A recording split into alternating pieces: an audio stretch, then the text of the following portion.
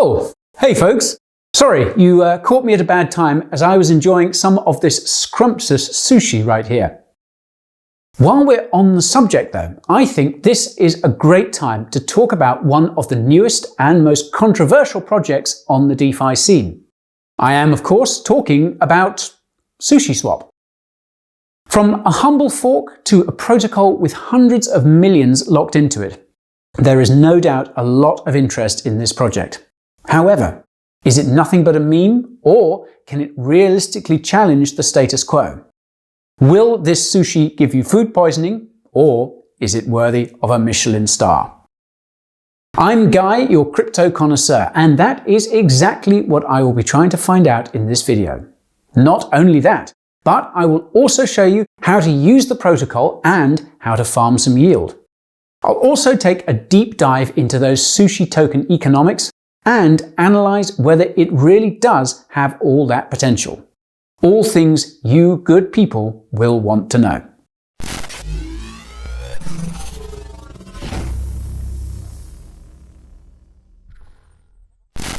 Before we begin our culinary journey, we need to make you aware of what's on the menu. The first thing that is definitely not served over here is financial advice. It's purely educational content, as this kitchen has no financial advisors working here, so please do your own crypto research. Also, if this is your first time dining at the Coin Bureau, it's a pleasure to have you with us. If you want to be kept up to date with the latest hot crypto dishes that I have to serve, then you will have to hit up that subscribe button. You may also want to ping that bell and turn on all those notifications. That way, YouTube will let you know the moment another video leaves the crypto kitchen. And finally, there are these handy timestamps that I've placed here for you. Feel free to use them if you want to jump around to different sections of my analysis. Okay, are you hungry? Let's dig in. Let's start with the most basic question of all. What the hell is SushiSwap? Well, it's a fork of Uniswap with its own governance token that has changed the reward distribution. For those of you who don't know what Uniswap is, it's an automated market-making DEX that has become one of the most popular in the crypto space. It's a dApp that's built on Ethereum, which is able to facilitate an exchange through the use of global liquidity pools for ERC20 assets. Now, I've actually covered Uniswap on a number of occasions, and I encourage you to watch the video right here if you want a bit of a refresher. Now, SushiSwap, on the other hand, is another kettle of fish entirely. Essentially, SushiSwap has taken the Uniswap code and developed a completely new UI and reward scheme. They have their own sushi governance token. The original goal of the protocol was to create a community-governed ecosystem where those participating in the protocol have a say in the evolution of it. They can vote on important decisions that impact the project. When it comes to those rewards, the SushiSwap devs have adjusted the standard trading fees that the liquidity providers earn. Now, at Uniswap, the liquidity providers would earn 0.3% fees on the value of the trade that's being done. This works out well when you're a relatively large portion of a pool. However, returns can get diluted for the smaller providers when those with more capital join in. However, over at SushiSwap, liquidity providers earn 0.25% and the remaining 0.05% of fees are paid out in their sushi token. This has important implications for the economics of the ecosystem, as it means that those early liquidity providers were able to become stakeholders in the broader sushi ecosystem. Not only will these stakeholders be able to govern the direction of the protocol, but they'll also be able to earn additional income from doing so. You see, these sushi tokens earn a portion of the protocol fees which are accumulated in more sushi. This means that even if you decided to withdraw your liquidity, you would still be able to earn part of the fees that are generated. So, this was the main MO behind the SushiSwap fork. It officially launched on the 26th of August, and it took the DeFi space by storm. So, let's take a quick look into that. It was not free of controversy.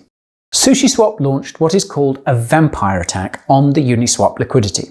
Essentially, in order to jumpstart the process, they would offer enhanced incentives for the new liquidity providers. In the first 2 weeks after the launch, there would be 1,000 Sushi block rewards. All they needed to do was stake their Uniswap LP tokens in the protocol, and they would be able to earn their share of the 1,000 Sushi hitting the market. This would then drop to 100 when the full protocol went live. And come they did. In just 2 weeks, SushiSwap went from a humble fork to a protocol with over $1.2 billion locked into it. Pretty mind-blowing if you ask me. Over 90% of the liquidity of some pools was transferred to SushiSwap. This was all in anticipation of that much-touted Uniswap liquidity migration, where millions in LP tokens would be moved to the new protocol. Heck, so popular was the craze for SushiSwap in that initial window that 2 other projects also forked the code. These were sashimi and kimchi. Not the best dietary combination if you ask me. Now either way, this just showed how popular SushiSwap was. This is even crazier when you think about who was behind the project. Allow me to explain. We are all too aware of the craze around DeFi projects and protocols. However, in most of the other cases, Yearn Finance, Compound Finance, Aave, Uniswap, etc., the founders were well known. Heck, even the ill-fated Yam Finance had a transparent founder. However, at SushiSwap, the founders were pseudonymous. They were 2 personalities called 0x Maki and Chef Nomi. All that most people knew about them was their Twitter handles. In order to incentivize development on the protocol and to help meet costs, the founders set up a development fund.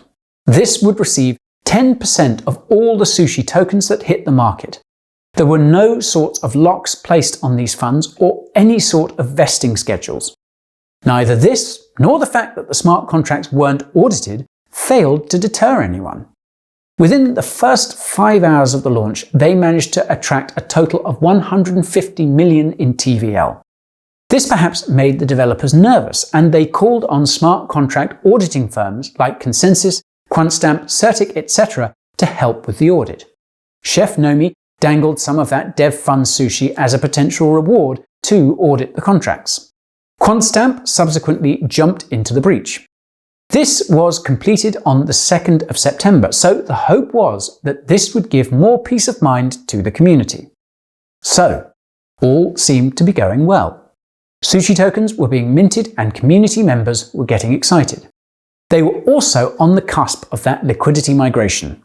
This would see the SushiSwap devs take those Uniswap LP tokens and convert them into the underlying tokens, then move them over to SushiSwap.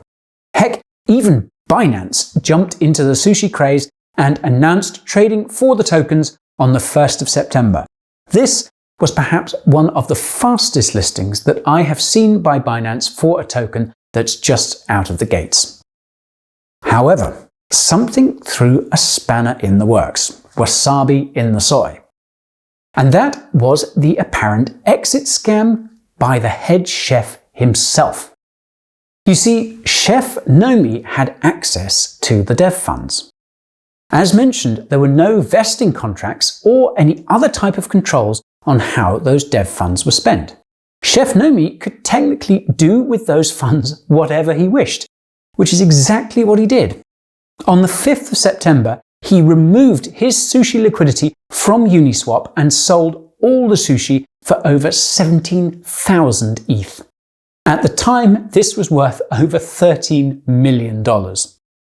There were a number of fishy justifications for this move, as if it was a virtuous move to keep him less fixated on price and more focused on the development. He even invoked Charlie Lee's infamous Litecoin exit back in 2018.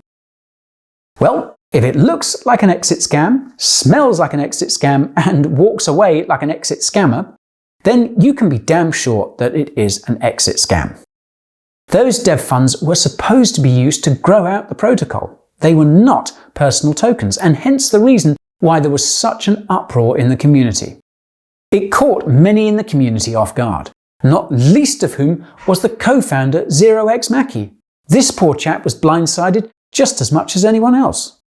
something that he clearly illuminated in this Unchained podcast over here. Oh, and while we're on that, I highly suggest you take a listen to it. There are a lot of interesting tidbits that he was able to share. It's linked to below. Anyways, it goes without saying that this action by Chef Nomi had an impact on the price of sushi. It tanked the market price of sushi from $5 to below $1.30. This no doubt also hurt some of those retail traders who picked up sushi at Binance without really knowing what it was all about. So, all round, it really sucked. In fact, to quote Sam Bankman-Fried of Alameda Research, Chef Nomi sucks. Speaking of which, Sam did jump in as a kind of white knight in this situation and offered to take over control from Chef Nomi. He wanted to try and keep the community going and had a number of proposals about how it could be done. Long story short, the keys were eventually handed over to SBF and he then placed it into a true multi-signature wallet that would make it decentralized. This was a multi-sig wallet with 9 signers. The choice of those signers was actually put to a vote by the SushiSwap community. You would no doubt recognize some of the names there. So, the SushiSwap protocol was back in the hands of the community. Oh, and there's one more twist in the tale of this story. Chef Nomi returned the funds. Yep, he admitted he was wrong and, quote, effed up. Now, whether he changed his tune out of guilt or out of fear that he would be doxxed is not really known. What is known is that the project had its dev funds back and was much more decentralized than it was before. Was it a selfish act by the chef that hurt the community? You bet. Did it leave a sour taste in the mouth for all those involved in the DeFi space? Sure did. However, what it did show us was the need for checks on developer control. It showed us what projects should have as a prerequisite before they start attracting hundreds of millions in TVL. So, SushiSwap was further decentralized and the dev funds were back where they belonged. The remaining team members could therefore focus their efforts on the liquidity migration. It was a pretty sizable move, as over $830 million in crypto assets would be taken over to the new protocol. This saw a massive fall in the liquidity that was on Uniswap. On the 12th of September, we had the grand opening of SushiSwap. And despite all of the drama that preceded it, it really is a pretty impressive project with quite unique functionality. So this is something that I now want to explore. For those that have used Uniswap, they will know how the swap and pool features work. They are exactly the same over at SushiSwap, although the UI has been slightly tweaked. For example, here is what a swap will look like between ETH and DAI. As is the case with Uniswap, when swaps are facilitated, fees will be charged. Part of it will go to those providing liquidity, and part of it will go to those that are staking Sushi. More on that in a bit. Then you have this pool function. It's over here that you'll supply the liquidity and receive those unique Sushi Liquidity Pool (SLP) tokens. As is the case with other liquidity pool tokens, these represent your share in the underlying pooled assets. These SLP tokens will increase in value based on the amount of fees generated in the pool. Of course, as is the case with pools over at Uniswap, you are exposed to the risk of impermanent loss. If you want to know what that is, then I cover that in my recent video of the best dexes, and you can watch that little beauty right over here. Now, the real meat of SushiSwap has to be their sushi farm. This is where you'll stake those SLP tokens and be able to earn some yummy sushi. For those that were staking Uniswap LP tokens before, you'll be familiar with this. There are currently 18 different dishes that you can select to stake your SLP tokens in. Assuming that you're supplying liquidity to the corresponding pool, then you can stake them over here. You'll then earn a share of those 100 sushi rewards per block. Still with me so far? If you're confused by any of this, I have linked to the docs below. Also, feel free to fire questions into the comments and I'll try to get back to you. Okay, so you've earned your sushi tokens, but you can actually stake them to earn even more sushi. If you head on over to the staking section, you will see this. Over here, you'll earn a portion of the swap fees that are generated from all those exchanges that are done on the pools. When you stake these sushi, you will mint those X sushi. Of course, this then brings us on to a very important question. Should you want to earn those sushi? Are they even tokens worth holding? Well, in order to find out, we'll have to take a deeper look into the tokenomics. So, let's do it. The first and most important thing you need to understand about sushi is that there is no cap on the supply. Currently, every new Ethereum block that is pushed, 100 sushi will be minted by the SushiSwap protocol. This makes SushiSwap quite different from the likes of Yearn Finance, where the waifu token has a hard cap at 30,000. There will never be more minted, so this of course creates a lot of value around the scarcity argument. The same can't be said about sushi. At present, there is steady protocol inflation going on here. We should also not forget that in that initial 2-week phase, a hell of a lot of sushi was hitting the market as block rewards were 10 times what they are now. I want to draw your attention to this very interesting analysis by the folks over there at Glassnode, also linked to below. Now, here you can see a supply schedule that they've drawn up based on the current rate of Ethereum block propagation. They estimate that the sushi supply will be at 326.6 million 1 year after launch, and almost 600 million after 2 years. Now, in general, inflation is dilutive and hence impacts on the price in a negative way. However, there is a counteracting force that has been built into the sushi protocol which could eliminate some of this supply hitting the open market. Remember the 0.05% of trading fees that are earned by the sushi holders? Well, when the protocol earns these rewards from the market, it has to go out and purchase sushi in order to pay out those staking their sushi. This creates buy pressure in the market and hence could keep protocol inflation in check. Now, I know that those staking their sushi can easily sell it on the market, but there is a difference between sushi created as part of protocol inflation and that which is purchased in order to satisfy those trading fee rewards. So basically, they have run the numbers and they have calculated the amount of trading volume that needs to be done on the SushiSwap exchange in order to justify a certain price. That is 1 to 1.3 billion. You can see exactly what that looks like with this graph over here. Yep, in order to sustain a price of $10, we need to have a trading volume of over $13 billion. Now, I know DeFi's dexes have had some pretty insane turnover numbers recently, but even on the most popular, Uniswap, we've only just breached 1 billion in daily volume. So it's a long way to go. There are also a number of other factors that are explored in the report, including the opportunity cost of holding sushi. Overall, it's pretty compelling, and I encourage you to read the report should you want an overview of their analysis. The TLDR of it is that the fair value of sushi is close to 31 cents. However, they do seem to be missing one important demand driver, and that is the demand from people to hold onto sushi in order to take part in the decentralized governance. Essentially, the demand to have a vote in the direction of the protocol. This is something that I raised in my video on Yearn Finance. Being able to vote on improvements, integrations and pools is an important power. Sushi holders will have the ability to affect the future earning potential of the protocol itself. This of course means more trading fees and more sushi for them. You can think of it as the preference shares in the company. These give the shareholders voting rights, which can be profitable assuming that they make the right decisions. Oh, and as was mentioned in the SushiSwap docs, these holders can also propose changes that relate to supply caps, burns, or emissions. As a matter of fact, there was a recent proposal by Adam Cochran over here to do just that. This would have seen the supply adjusted down according to this schedule.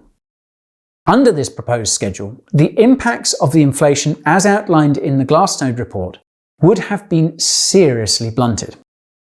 Now, unfortunately though, this failed to pass the minimum number sushi power, so currently the inflation schedule remains as is.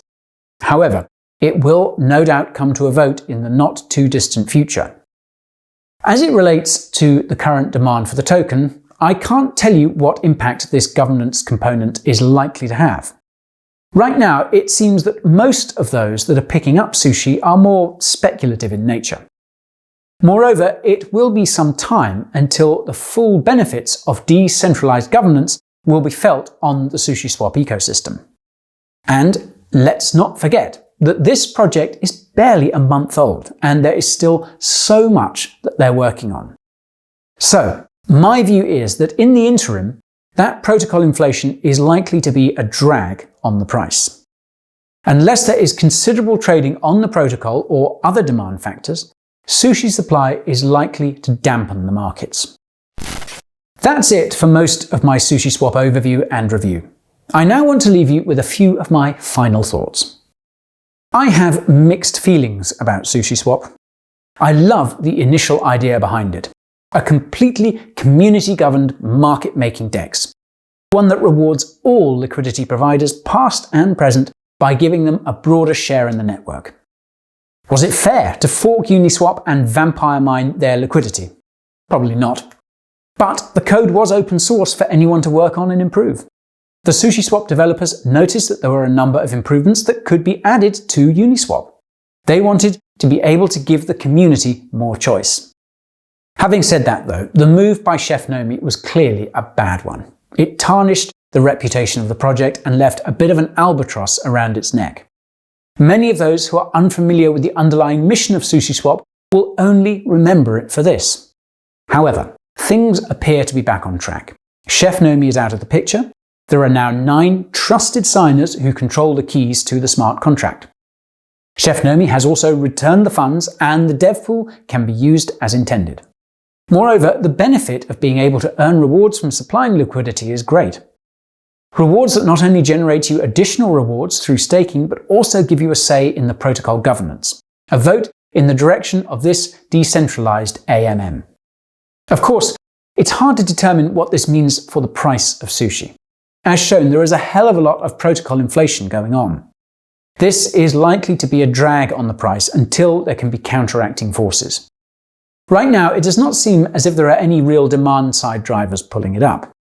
Having said that, we should not forget that the community has voted on reducing inflation. They could also vote on supply caps and further token burns. If they do cap the supply, then this could make Sushi more akin to a waifu, valuable and limited. But I think there is one wild card here, and that is Uniswap. Just yesterday, Uniswap announced the release of their own governance token, the Uni. Could this move by Uniswap increase the incentives for all of these liquidity providers to move back to the original DEX?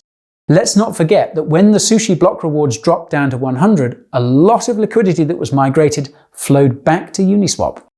Could this recent announcement precipitate that outflow? It remains to be seen, but do be aware of that. And that's it, folks. My overview and review of SushiSwap. So much to cover and so little time. I do need some feedback though. What are your thoughts on the project? And are any of you supplying liquidity? Let me know in the comments. Oh yes, while you're down there, you may want to check out my exclusive deals page. These are some of the best promos that I could get for you folks from a number of different crypto products. You may find something there that you could get value from. And finally, if this video was to your liking, then do some liking. Smash up them likes and don't forget to subscribe. My crypto kitchen is stacked with juicy content you just can't miss. I hope you liked that video as much as I enjoyed making it. But truth be told, I just couldn't fit everything in that I wanted to. But if you subscribe to my weekly newsletter, then you can get all those tidbits and a whole bunch of other juicy nuggets of wisdom. Keen? It's actually pretty damn simple. All you need to do is ping over your email in the sign-up form below. Then you'll just be sent a confirmation link and you are locked and loaded. Oh, and I hate spam more than anyone, so you sure won't be getting any from me. Hope you folks enjoy the next email.